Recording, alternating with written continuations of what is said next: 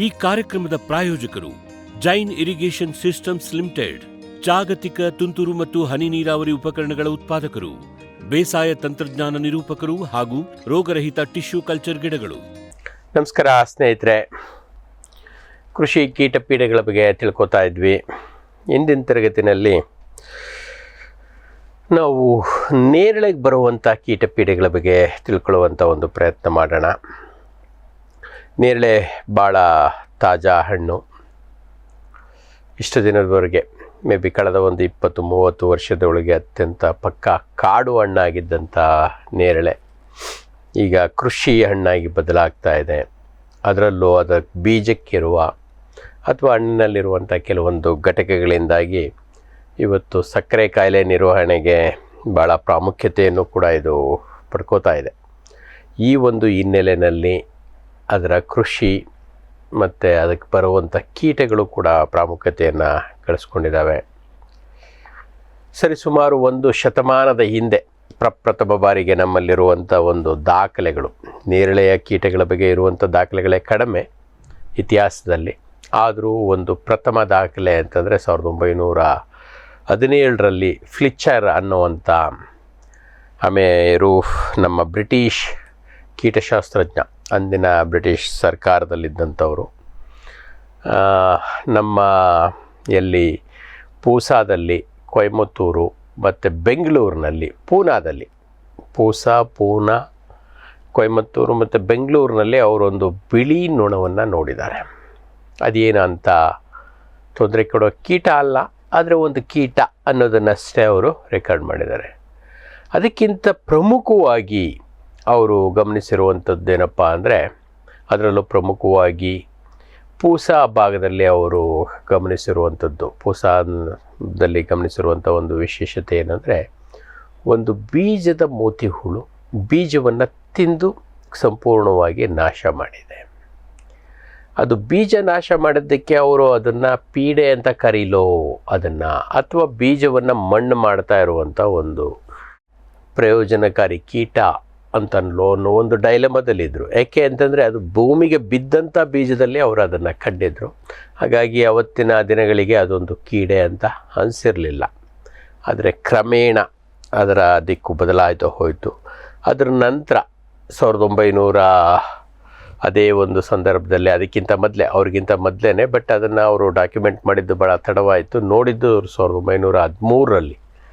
ಅವ್ರಿಗಿಂತ ಮುಂಚೆನೇ ನಮ್ಮ ಕೊಯಮತ್ತೂರಿನಲ್ಲಿ ರಸ್ತೆಗಳ ಬದಿಗಳೆಲ್ಲ ಹಾಕಿರುವಂಥ ನೆರಳಿಗೋಸ್ಕರ ಹಾಕ್ಕೊಂಡಿದ್ದಂಥ ನೆರಳಿನ ಮರಗಳಲ್ಲಿ ಯೂಶ್ವಲಿ ಈ ಆಗಸ್ಟ್, ಸೆಪ್ಟೆಂಬರ್ ಅಥವಾ ಮಳೆಗಾಲದಲ್ಲಿ, ಪ್ರಮುಖವಾಗಿ ಮಳೆಗಾಲದ ಆಗಸ್ಟ್, ಸೆಪ್ಟೆಂಬರ್, ಅಕ್ಟೋಬರ್, ನವಂಬರ್ ಈ ತಿಂಗಳುಗಳಲ್ಲಿ, ಅಲ್ಲಿ ಯಾಕೆಂದರೆ ಸ್ವಲ್ಪ ಮಳೆ ತಡವಾಗಿ ಶುರುವಾಗ್ತದೆ, ಹಿಂಗಾರು ಮಳೆ ಸ್ವಲ್ಪ ಹೆಚ್ಚಲ್ಲಿ, ಆ ಒಂದು ಕಾಲದಲ್ಲಿ ಆ ನೇರಳೆ ಮರಗಳ ಕೆಳಗೆ ನಡ್ಕೊಂಡು ಹೋಗೋದು ಭಾಳ ತ್ರಾಸದಾಯಕ ಇತ್ತು. ಯಾಕೆ ಅಂತಂದರೆ ಅದರ ಕೆಳಗೆ ಅಷ್ಟು ಕಸ ಬಿದ್ದಿರ್ತಿತ್ತು. ಕಸ ಯಾವುದು ಅಂದರೆ ಒಂದು ಜಾತಿಯ ಹುಳಕ್ಕೆ ಸೇರಿದ್ದು.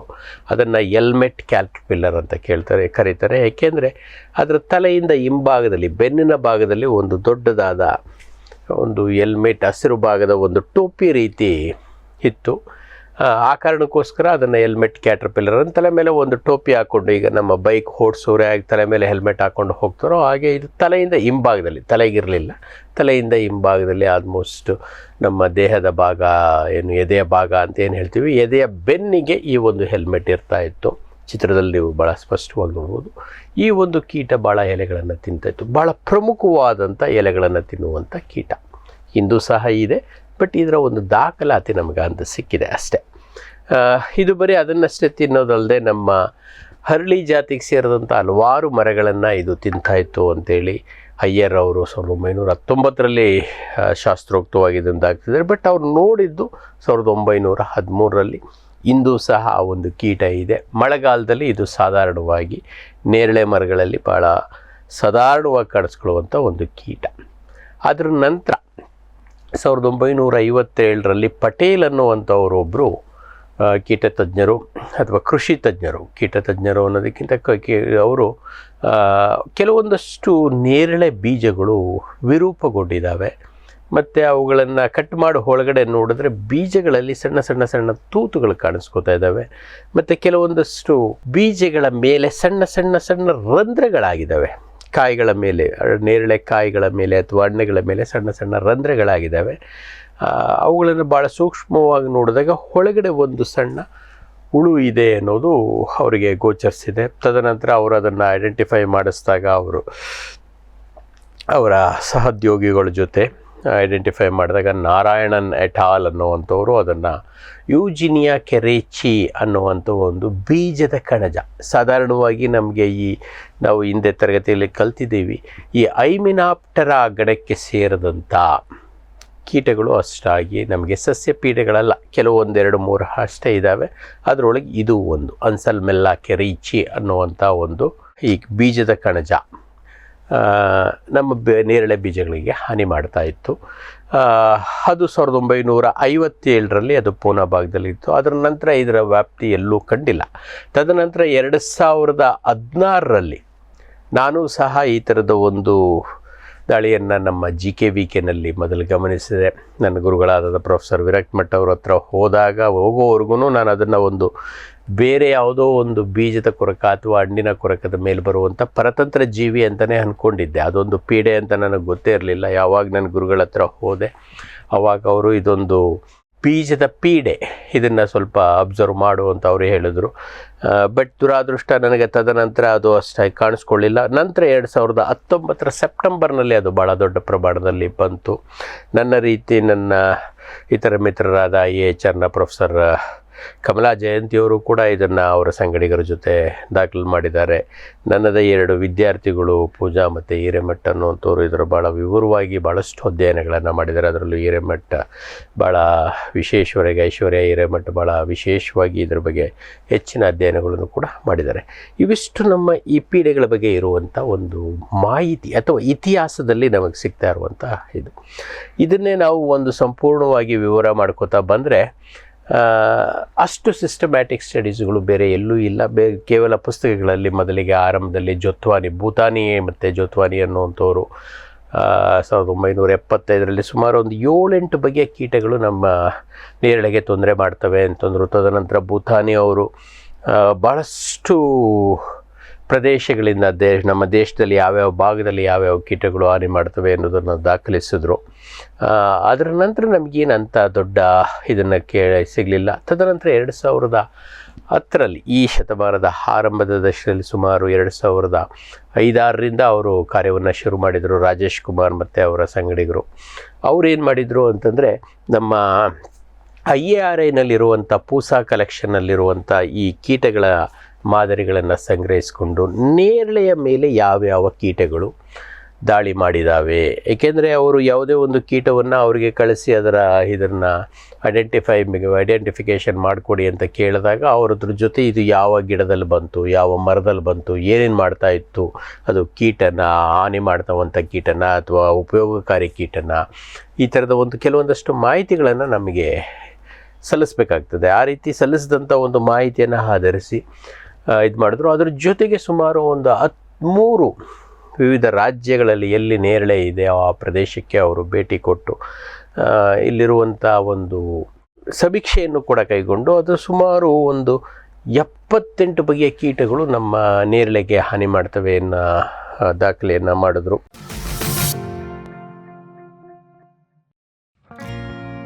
ಜೈನ್ ಇರಿಗೇಷನ್ ಸಿಸ್ಟಮ್ಸ್ ಲಿಮಿಟೆಡ್ ಭಾರತದ ಹನಿ ನೀರಾವರಿ ತಂತ್ರಜ್ಞಾನದ ಪ್ರಥಮ ಪ್ರವರ್ತಕ, ಜಗತ್ತಿನ ಅತಿ ದೊಡ್ಡ ಸ್ಪ್ರಿಂಕ್ಲರ್ಸ್ ಉತ್ಪಾದಕ ಕಂಪನಿ. ಸಂರಕ್ಷಿತ ಕೃಷಿಯಲ್ಲಿ ಹಸಿರು ಮನೆಗಾಗಿ ಮಿಸ್ಟರ್, ಫಾಗರ್, ಫ್ಯಾನ್ ಮತ್ತು ಪ್ಯಾಡ್ ಹಾಗೂ ನೆರಳು ಮನೆ, ಸ್ವಯಂ ಚಾಲಿತ ನೀರಾವರಿ ವ್ಯವಸ್ಥೆ ಮತ್ತು ರಸಾವರಿ ತಂತ್ರಜ್ಞಾನ. ಕೃಷಿಯಲ್ಲಿ ನೀರಿನ ಸಮರ್ಪಕ ಬಳಕೆ ಹಾಗೂ ಉಳಿತಾಯಕ್ಕೆ ಮತ್ತೊಂದು ಹೆಸರು ಜೈನ್. ಜೈನ್ಸ್ ಜಗತ್ತಿನ ಅತಿದೊಡ್ಡ ಅಂಗಾಂಶ ಕೃಷಿ ಪ್ರಯೋಗಾಲಯ ಹಾಗೂ ಟಿಸಿ ಗಿಡಗಳ ಉತ್ಪಾದಕರು.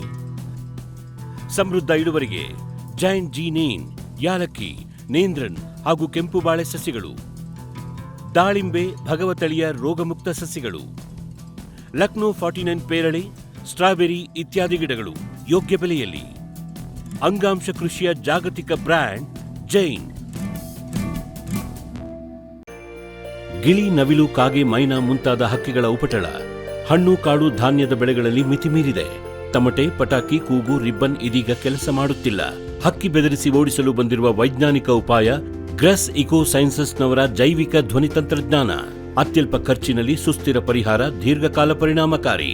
ದಾಳಿಂಬೆ, ಸೀಬೆ, ಮಾವು, ಚಿಕ್ಕು ಇತ್ಯಾದಿಗಳನ್ನು ಪ್ರಾಣಿ ಪಕ್ಷಿಗಳಿಂದ ರಕ್ಷಿಸಿಕೊಳ್ಳಿ. Grass eco sciences. Barrix hunter pheromone ಟ್ರಾಪ್ಸ್ನೊಂದಿಗೆ ರೇನೋಸಾರಸ್ ದುಂಬಿ ಮತ್ತು ಕೆಂಪು ಮೂತಿ ಹುಳುಗಳಿಂದ ತೆಂಗು, ತಾಳೆ, ಅಡಿಕೆ ಮರಗಳ ಸಂರಕ್ಷಣೆ. ತರಕಾರಿ ಮತ್ತು ಹಣ್ಣಿನ ಬೆಳೆಗಳಲ್ಲಿ ಹಣ್ಣಿನ ನೊಣಗಳ ನಿಯಂತ್ರಣಕ್ಕೆ ಬ್ಯಾರಿಕ್ಸ್ ಕ್ಯಾಚ್ ಫ್ರೂಟ್ ಫ್ಲೈ ಹಾಗೂ ವೆಜಿಟೇಬಲ್ ಫ್ಲೈ ಟ್ರ್ಯಾಪ್. ರಸ ಹೀರುವ ಕೀಟಗಳನ್ನು ಹಿಡಿಯಲು ಬಣ್ಣದ ಕ್ರೋಮ್ಯಾಟಿಕ್ ಸ್ಟಿಕ್ಕಿ ಟ್ರ್ಯಾಪ್ಸ್. ಪೇಟೆಂಟ್ ಹೊಂದಿದ ತಂತ್ರಜ್ಞಾನ, ದೀರ್ಘಕಾಲದವರೆಗೂ ಬಾಳಿಕೆ. ಕೀಟನಾಶಕಗಳಿಗೆ ಪರ್ಯಾಯ, ಪರಿಸರಕ್ಕೆ ಪೂರಕ. ಸುಸ್ಥಿರ ಸಾವಯವ ಕೃಷಿಗಾಗಿ ಬ್ಯಾರಿಕ್ಸ್. ಮಂಗ, ಹಂದಿ, ಕಾಡೆಮ್ಮೆ, ಜಿಂಕೆ, ಆನೆ ಮುಂತಾದ ವನ್ಯಪ್ರಾಣಿಗಳ ಕಾಟದಿಂದ ಬೇಸತ್ತಿದ್ದೀರಾ? ಚಿಂತಿಸಬೇಡಿ. ಗ್ರಸ್ ಇಕೋ ಸೈನ್ಸಸ್ ನವರ ಜೈವಿಕ ಧ್ವನಿ ತಂತ್ರಜ್ಞಾನ ನಿಮ್ಮ ನೆರವಿಗಿದೆ. ಕಾಫಿ, ಕೋಕೋ, ತೆಂಗು, ಅಡಿಕೆ, ದಾಳಿಂಬೆ, ಬಾಳೆ, ಹೂ, ಹಣ್ಣು, ತರಕಾರಿ, ಭತ್ತ, ಕಬ್ಬು ಬೆಳೆ ಸಂರಕ್ಷಿಸಿ. ಅಂತಾರಾಷ್ಟ್ರೀಯ ತಂತ್ರಜ್ಞಾನ, ಕೈಗೆಟುಕುವ ಬೆಲೆ. ಏರ್ಪೋರ್ಟ್ ಅಳವಡಿಸಿದ ತಂತ್ರಜ್ಞಾನ ಈಗ ನಿಮ್ಮ ತೋಟ ರಕ್ಷಣೆಗೆ ಗ್ರಾಸ್ ಎಕೋ ಸೈನ್ಸಸ್. ತದನಂತರ ನನ್ನ ಶಿಷ್ಯೆ ಕುಮಾರಿ ಪೂಜಾ ಅನ್ನುವಂಥವರು ಸುಮಾರು 1.5-2 ವರ್ಷಗಳ ಕಾಲದ ಒಂದು ಸತತವಾಗಿ ಪ್ರತಿದಿನ ನೇರಳೆಯ ತೋಟಕ್ಕೆ ಹೋಗಿ ಆಕೆ ಮಾಡಿದಂಥ ಒಂದು ವೈಶಿಷ್ಟ್ಯತೆ ಏನಂತಂದರೆ, ಇಷ್ಟು ದಿನ ನಮಗೆ ಮಾಹಿತಿ ಇತಿಹಾಸದಲ್ಲಿ ಏನು ಲಭ್ಯ ಇತ್ತು, ಇದು ಕೇವಲ ರಸ್ತೆ ಬದಿಯಿನಲ್ಲೋ ಕಾಡಿನಲ್ಲೋ ಎಲ್ಲೋ ಒಂದೊಂದು ನೇರಳೆ ಮರಗಳಲ್ಲಿ ಸಿಕ್ಕಂಥ ಒಂದು ಮಾಹಿತಿ.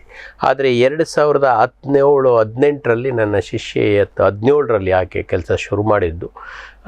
ಅವಳು ಮಾಡಿದ್ದಂಥದ್ದು ಏನಂದರೆ, ನೇರಳೆಯನ್ನೇ ಸಂಪೂರ್ಣವಾಗಿ ನೇರಳೆ ತೋಟ, ಸುಮಾರು 8x8 ಮೀಟ್ರ್ ಅಡಿ, 8 ಮೀಟ್ರ್ 8 ಅಂದರೆ 24 ಅಡಿಗೆ ಅಂತರದಲ್ಲಿ ಬೆಳೆದಿರುವಂಥ ಸುಮಾರು 11 ತಳಿಯ ವಿವಿಧ ತಳಿಯ ನೇರಳೆಗಳನ್ನು ತೋಟದ ರೀತಿಯಲ್ಲಿ GKVKನಲ್ಲಿ ನಾವು ನಮ್ಮ ತೋಟಗಾರಿಕಾ ಸಂಶೋಧನಾ ಕೇಂದ್ರದಲ್ಲಿ ಬೆಳೆಸಿದ್ದೀವಿ. ಆ ಒಂದು ಕ್ಷೇತ್ರದಲ್ಲಿ ಈಕೆ ಒಂದು ಅಧ್ಯಯನ ಕೈಗೊಂಡು ಆಕೆ ಹಲವಾರು ಅಲ್ಲಿರುವಂಥ ದಾಖಲೆಗಳ ಪ್ರಕಾರ ಎಷ್ಟು ಕೀಟಗಳಿದ್ದಾವೆ, ಅವು ಯಾವ ಪ್ರಮುಖ ಅಲ್ಲ ಅನ್ನುವಂಥ ಒಂದು ಅಧ್ಯಯನವನ್ನು ಕೈಗೊಂಡಳು. ಅದರಲ್ಲಿ ಪ್ರಮುಖವಾಗಿ ಆಕೆ ಎಲೆ ತಿನ್ನುವಂಥದ್ದು ಸುಮಾರು 9 ಜಾತಿಯ ಕೀಟಗಳು ಎಲೆಗಳ ಮೇಲೆ ಅವಲಂಬಿತವಾಗಿದ್ದಾವೆ. ಅದರಲ್ಲಿ 2 ಎಲೆಗಳನ್ನು ಸುರಂಗ ಮಾಡಿ ತಿಂತವೆ, ಆದರೆ ಇನ್ನು ಉಳಿದ 7 ಹಾಗೆ ಇದು ಮಾಡ್ತವೆ. ಮತ್ತು ಬೇರೆ ಬೇರೆ ಗುಂಪಿಗೆ ಸೇರಿದವು, ಯಾವ ಗಣಕ್ಕೆ ಸೇರಿದವು ಅನ್ನೋ ಒಂದು ಮಾಹಿತಿಯನ್ನು. ಇನ್ನು ರಸ ಇರುವಂಥ ಕೀಟಗಳು ಸುಮಾರು 7 ಬಗೆಯ ರಸ ಕೀಟಗಳು. ಅದರಲ್ಲೂ ಪ್ರಮುಖವಾಗಿ ನಮ್ಮ ಥ್ರಿಪ್ಸ್ ಜಾತಿಗೆ ಸೇರಿದಂಥವು ಸುಮಾರು ಒಂದು ಥ್ರಿಪ್ಸ್ ಜಾತಿಗೆ ಸೇರಿದಂಥವು. ಅದಲ್ಲದೆ ನಮ್ಮ ತಿಗಣೆಗಳ ಜಾತಿಗೆ ಸೇರಿದಂಥ ಸುಮಾರು 6 ತಿಗಣೆ ಅಥವಾ ಬಿಳಿ ನೊಣ ಜಾತಿಗೆ ಸೇರಿದಂಥ 6 ನೊಣಗಳು ಈ ನೇರಳೆಗೆ ಬಾಧನೆ ಮಾಡ್ತವೆ ಅನ್ನೋದು ತಿಳ್ಕೊಂಡ್ರು. ತದನಂತರ 2 ಜಾತಿಯ ಕೀಟಗಳು, 2 ಬಗೆಯ ಕೀಟಗಳು ನಮ್ಮ ಮರಗಳನ್ನು, ಕಾಂಡಗಳನ್ನು ತಿಂತವೆ ಅಥವಾ ಎಳೆ ಕುಡಿಗಳನ್ನು ಕೊರಿತವೆ ಅನ್ನೋದನ್ನು ಇದು ಮಾಡಿದ್ರು. ಅದರಲ್ಲೂ ಈ ಕುಡಿಯನ್ನು ಕೊರೆಯುವಂಥದ್ದು ನಮ್ಮ ಅರಿಶಿಣ ಅಥವಾ ಶುಂಠಿ ಅಥವಾ ಏಲಕ್ಕಿನಲ್ಲೇ ಬರುವಂಥ ಕಾಂಡಕೊರಕ, ಹಳದಿ ಕಾಂಡಕೊರಕ, ಸಾಧಾರಣವಾಗಿ ನಮ್ಮ ಹೌಡಲದಲ್ಲೂ ಬರುವಂಥದ್ದು ಅಥವಾ ನಮ್ಮ ಸೀಬೆನಲ್ಲೂ ಕೂಡ ಕಾಯಿಕೊರಕ ಆಗಿರುವಂಥ ಒಂದು ಕೀಟ ಕೋನಗತಸ್. ಇದು ವಿಜ್ಞಾನಕ್ಕೆ ಪ್ರಪ್ರಥಮ ಬಾರಿಗೆ ಈ ಥರದ ಒಂದು ದಾಖಲೆಯನ್ನು ಕೂಡ ಆಕೆ ಇದು ಮಾಡ್ತಾರೆ. ಇನ್ನು ಪ್ರಮುಖ ಕಾಂಡಕೊರಕ ಅಂದರೆ ಇಂದ್ರಬೆಲ್ಲ, ಟೆಟ್ರೋನಿಯಸ್, ಕಾಯಿ ಮತ್ತು ಕಾಂಡ ಮತ್ತು ತೊಗಟೆ ಕೊರಕ. ಇದು ಪ್ರಮುಖವಾಗಿ ತೊಗಟೆ ಕೊರಕ ಅಂದ್ರೇ ಎಲ್ರಿಗೂ ಗೊತ್ತಾಗುವಂಥದ್ದು. ಕಾಂಡದ ಮೇಲಿರುವಂಥ ತೊಗಟೆಯನ್ನು ಕೆರೆದು ತಿಂದು ಅದು ಒಂದು ಮೇಲ್ಗಡೆ ಒಂದು ಪಟ್ಟಿಯನ್ನು ಮಾಡ್ಕೊಳ್ಳುತ್ತೆ. ಆ ಪಟ್ಟಿ ಮಾಡಿಕೊಂಡು ಆ ಪಟ್ಟಿಯ ಕೆಳಗಡೆ ನಾವು ಹೇಗೆ ರೈಲ್ವೆ ಟ್ರ್ಯಾಕ್ ಅಥವಾ ರೈಲ್ವೆ ಟನಲ್ ಮಾಡ್ಕೋತೀವೋ ಆ ರೀತಿಯಾದಂಥ ಒಂದು ಟನಲ್ ಮಾಡಿಕೊಂಡು ಅದರೊಳಗೆ ಇಟ್ಕೊಂಡು ಮರವನ್ನು ತಿಂದು ತೊಗಟೆಯನ್ನು ಆರಂಭದಲ್ಲಿ ತಿನ್ನುತ್ತೆ. ತದನಂತರ ಬೆಳೆದಂತೆ ಕಾಂಡವನ್ನು ಕೊರೆದು ಒಳಗಡೆಯಿಂದ ಅದನ್ನು ನಷ್ಟ ಮಾಡುವಂಥ ಕ್ರಿಯೆಯನ್ನು ಮಾಡುತ್ತೆ. ಅದರ ವಿವರವಾಗಿ ನಂತರ ಕಲ್ತ್ಕೊಳ್ಳೋಣ. ಅಂಥ ಒಂದು ಕೀಟವನ್ನು ಆಕೆ ದಾಖಲು ಮಾಡಿದೆ. ಅದಲ್ಲದೆ ಆಕೆ ಪ್ರಮುಖವಾಗಿ ಮಾಡಿದಂಥದ್ದು ಅಂದರೆ ಹೂಗಳನ್ನು ತಿನ್ನುವಂಥ 3 ಜಾತಿಯ ದುಂಬಿಗಳನ್ನು ಕೂಡ ಹಾಕಿ ಕೋರ್ತಿಸಿದ್ಲು. ಆದರೆ ಅವೇನೋ ಅಷ್ಟು ದೊಡ್ಡ ಪ್ರಮಾಣದಲ್ಲಿ ನಮಗೆ ನಷ್ಟ ಉಂಟು ಮಾಡ್ತಾ ಇಲ್ಲ ಅನ್ನೋದು ಕೂಡ ನಮಗೆ ಗೊತ್ತಾಯಿತು.